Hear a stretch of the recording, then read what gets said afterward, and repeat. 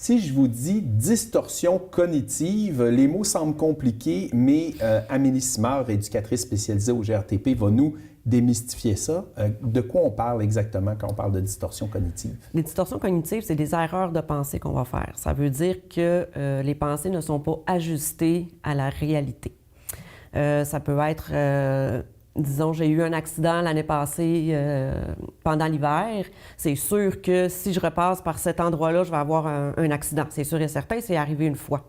Alors, c'est vraiment pas logique, mais le cerveau va vers des idées comme ça. Oui, parce qu'il veut nous protéger, donc il va rester en hyper-vigilance. Puis lui, il va prendre le chemin le plus court. Donc, il est un peu paresseux, mais on en a déjà parlé. Quand il a peur ou il se sent menacé, ça va arriver direct au cerveau. Puis, est-ce que, justement, on ne peut pas juste rationaliser puis se dire, ben non, ça n'a pas de sens statistiquement. Le cerveau va comme nous forcer vers cette idée-là?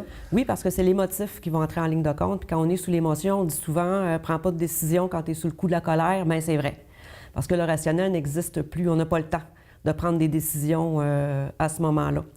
Donc, ce qu'on fait, c'est de rationaliser, oui, quand on est calme, mais surtout d'ajuster la pensée à ce qui est réaliste. Oui, j'ai déjà eu un accident, mais c'est quoi les chances que ça arrive? Ouais, c'est peut-être 0,0001% que ça arrive, sauf que les gens anxieux, eux, c'est arrivé une fois, c'est sûr que ça peut arriver. On le voit beaucoup dans l'hypocondrie aussi. Okay. Les erreurs de pensée, généralisation, les gens vont voir qu'il y a un effet secondaire qui arrive comme en 50e place dans la liste d'effets secondaires. Ah non, c'est sûr que je vais l'avoir. C'est sûr, il y a une personne sur 4000 qui l'ont eu. Moi, j'ai tout le temps tous les effets secondaires, fait que c'est sûr que ça va arriver. OK, t'as peu, là. Puis c'est ça, je sens que c'est vraiment beaucoup lié à l'émotion là, quand ce phénomène-là se produit. Bien oui, parce que, étant donné que le cerveau veut nous protéger, lui, il va prendre le chemin le plus court, encore une fois, pour être sûr qu'on ne soit pas menacé. Puis je pense qu'on dit aussi que le cerveau est comme paresseux. Il prend le chemin le plus court parce qu'il se dépêche d'arriver à une solution pour nous protéger.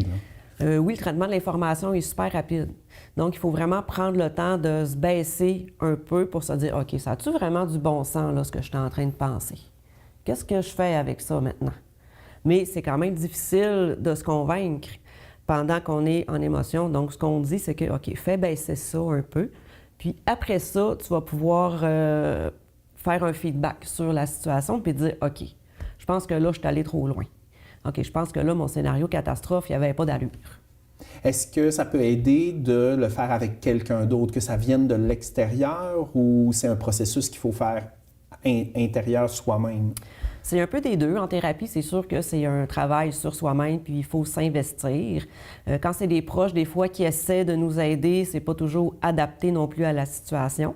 Mais oui, parfois, quand on est en émotion, ça prend quelqu'un d'externe pour nous ramener les deux pieds sur terre aussi.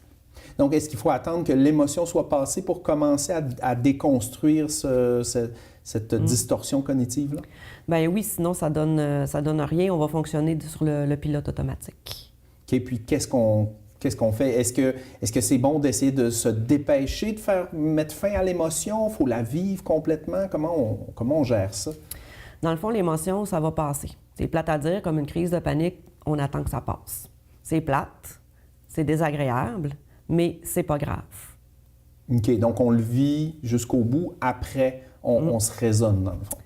Oui, puis ça peut venir à rebours aussi. Dans le fond, je vais vivre une situation stressante. Là, je vais être dans l'émotion, je vais faire une crise de panique, mettons. Sauf que quand tu arrives dans la situation, tu n'as pas le temps de gérer tout ça. Tu arrives chez vous, puis tu te dis, bien là, j'ai pas pensé à mes outils, j'ai pas pensé à mes affaires. C'est normal. Donc, la prochaine fois que je vais y aller, OK, là, je vais être paniquée, je vais être très stressée, mais je vais m'en rendre compte avant, parce que la dernière fois, j'ai eu un feedback, j'ai pris du recul et c'est ça qui est arrivé. La fois d'après, ah, OK, là, je sens les symptômes arriver, c'est correct, c'est déjà arrivé, je suis déjà allée, puis il ne s'est rien passé. Puis après ça, là, on va vraiment être capable de se dire, OK, je suis allée au magasin la dernière fois, j'étais un peu stressée, il ne s'est rien passé, ça va bien aller. Fait que c'est normal que, sur le coup, on ne pense pas nécessairement à utiliser nos outils, mais c'est à force de le faire, puis à force de se parler, puis de se répéter les mêmes choses que ça va finir par se calmer. OK, donc c'est un travail sur soi un peu à long terme. Est-ce que, justement, de faire ce travail-là de retour sur soi après avoir vécu un moment, une crise de panique, quelque chose, est-ce qu'il y a une difficulté qui pourrait naître de, comment je pourrais dire, de se trouver un peu ridicule d'avoir vécu ça, d'un peu la gêne de l'avoir vécu, donc on n'ose pas y repenser?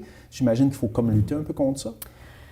Oui, parce que les gens qui font, mettons, une crise de panique en public vont ressentir de la honte et de la gêne. Ben là, franchement, j'ai fait ça en public. Qu'est-ce que les gens vont penser de moi?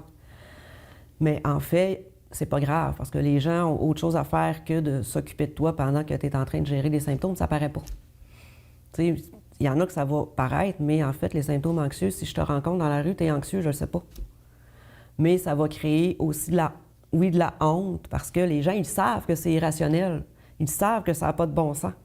Mais c'est au niveau de restructurer aussi, puis d'ajuster ça à la réalité qui ont de la difficulté.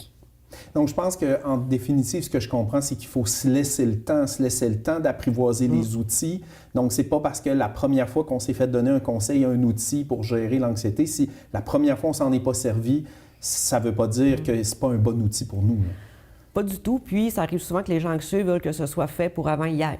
Mais la thérapie dure 12 semaines, c'est pas pour rien non plus. Fait que oui, il faut prendre le temps. Puis, il y a des outils qui vont fonctionner pour quelqu'un, ça fonctionnera pas pour d'autres. Ça dépend vraiment de chaque personne. De là, l'importance de trouver vraiment ce qui nous convient.